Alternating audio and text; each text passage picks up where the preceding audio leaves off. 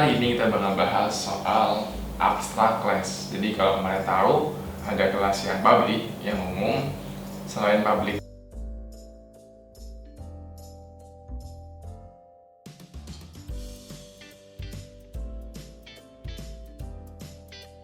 yang nge-extend dia atau yang mau coba ngambil nilai dari kelas abstrak tadi, dia harus ngedetailin metode-metode yang di abstract class-nya, tapi metodenya harus abstrak juga. Nanti untuk detail implementasi lebih jauhnya, abstract class bisa nge-override metode dari kelas abstraknya, dan metode yang di-override itu harus metode yang abstrak juga. Abstrak metode itu nggak ada body metodenya. Ya, kita langsung cobain aja. Jadi kita bikin kelasnya, panel class, belajar abstrak, belajar abstrak. Nah, kalau abstrak class cirinya kita kasih dia depan abstrak class gitu ya. Kita punya metode main masih boleh, tapi nanti kita bisa punya metode yang selain main. Kita punya misalkan public, static, misalkan void nama. Nah, ini kan metode yang normal. Abstract class juga boleh punya metode yang normal gitu, maksudnya boleh punya metode yang umum gitu, kayak public segala macam dia bisa punya. Tapi nanti dia juga bisa punya metode abstrak. Nah, metode abstrak itu nggak ada body metodenya. Kita hapus body metodenya. Kemana?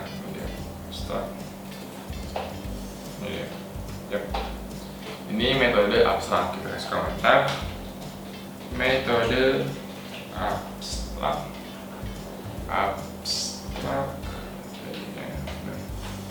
Kemudian kita punya kelas baru, misalkan kelasnya kelas data. Nah, saya mau kelas datanya ngambil atau ngedetailin metode si nama ini. Sama prinsipnya kemarin, kelas abstrak dia masih bisa diakuin inheritance. Kasih misalkan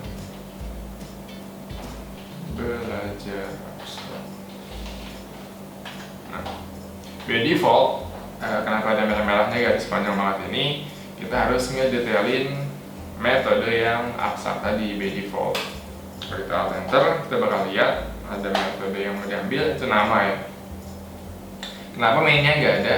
Atau pas bikin baru, misalkan kita cobain. Jadi selain nama, kita punya metode normal, misalkan public, static, misalkan integer, tanggal misalkan.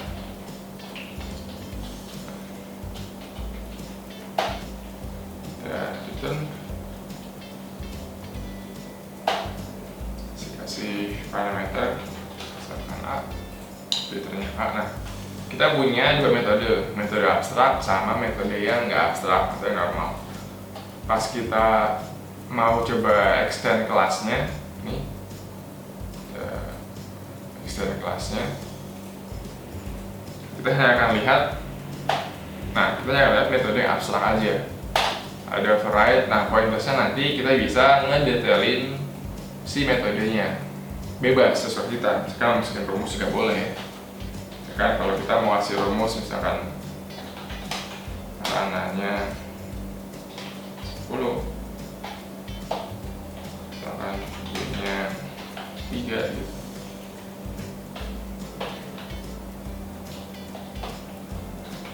Kasih perkalian misalkan atau operator ya. Kalian isinya kita kali misalkan A dikali B, itu boleh. Jadi kita sebagai programmer, kita yang ngedetail ini si metode ini itu isinya apa ya, dan biasanya isinya kalau nggak rumus atau mungkin data-data yang lain, tergantung dari kita mau bikin metode itu isinya apa. Dan balik lagi di metodenya sendiri itu nilainya kosong ya, nggak ada body metodenya. Kita detailin, kita coba panggil di kelas ini, kita bikin main metodenya, kita panggil objeknya kelas, kita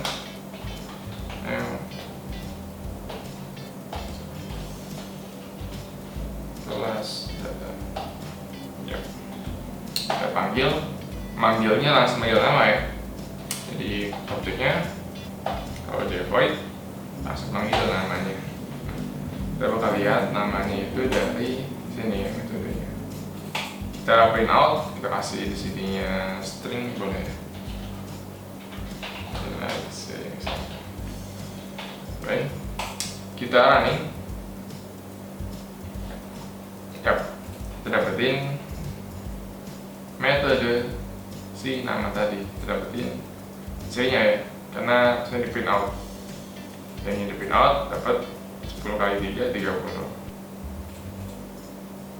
Nah, poin plusnya nanti, misalkan saya punya kelas lain deh, saya punya kelas yang tadi deh, kayak saya punya kelas misalkan kelas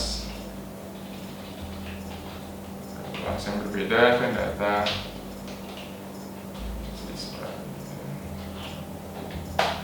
Nah, kalau kita nge-extend kelas ini sama kelas yang abstrak tadi, kita punya untuk belajar abstrak, kita masih boleh ngelakuin override metodenya kelas abstrak tadi sama. Nah, poin plusnya nanti kita bisa isi ini dengan nama yang beda atau dengan isi yang beda-beda gitu ya. Misalkan kalau di sini print out aja deh, misalkan Andi lagi ya. Kita panggil metode mainnya, kita buat objek kelasnya, kelas data siswa new kelas data siswa, koma, kita panggil metodenya kelas data siswa dot nama. Udah, kita running.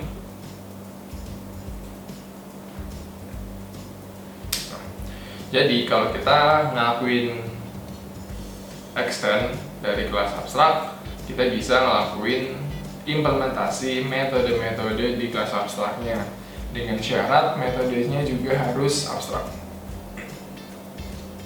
Jadi tiap kelas yang kasarnya ngambil metode ini buat diimplementasiin di kelasnya, itu punya hak buat ngebedain atau data isinya bodinya nggak mesti sama, boleh beda nanti, mungkin beda function, beda rumus segala macam. Tapi poinnya adalah metodenya diimplementasikan dengan cara atau hal yang berbeda, tergantung programnya kita mau buat apa. Itu soal kelas abstrak dan metode abstrak. Sedikit lagi, nah tapi kalau di yang ini, di kelas abstraknya sendiri, kita masih bisa nge-running kelasnya gitu ya. Kita coba print out, ini kelas abstrak ya. Kita running. Nah, kelas abstrak dia masih bisa nge-running programnya sendiri dengan syarat programnya benar gitu ya, masih bisa running ya. Jadi kalau buat segi running kelasnya nggak ada bedanya metode atau kelas abstrak dan kelas yang tidak abstrak. Kayak gitu, itu seputar kelas abstrak. Sekian, sampai jumpa di video berikutnya.